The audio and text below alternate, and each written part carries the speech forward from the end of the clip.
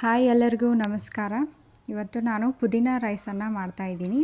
ಇಲ್ಲಿ ನಾನು ಒಂದು ಮಿಕ್ಸಿ ಜಾರ್ಗೆ ಬೆಳ್ಳುಳ್ಳಿ, ಸ್ವಲ್ಪ ಮೆಣಸಿನ್ಕಾಯಿ, ಹಾಗೆ ಪುದೀನ, ಸ್ವಲ್ಪ ಕೊತ್ತಂಬರಿ, ಹಾಗೆ ಸ್ವಲ್ಪ ನೀರನ್ನು ಹಾಕ್ಕೊಂಡು ಇದನ್ನು ಮಿಕ್ಸಿಲಿ ಗ್ರೈಂಡ್ ಮಾಡ್ಕೋಬೇಕು.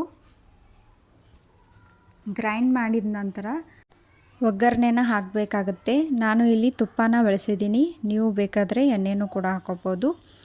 ಇದಕ್ಕೆ ಸ್ವಲ್ಪ ಜೀರಿಗೆ, ಸಾಸಿವೆ, ಹಾಗೆ ಚಕ್ಕೆ, ಲವಂಗ, ಕಾಳುಮೆಣಸು, ಸ್ವಲ್ಪ ಮೆಣಸಿನಕಾಯನ್ನು ಹಾಕಿ ಚೆನ್ನಾಗಿ ಫ್ರೈ ಮಾಡ್ಕೊಳ್ಳಿ.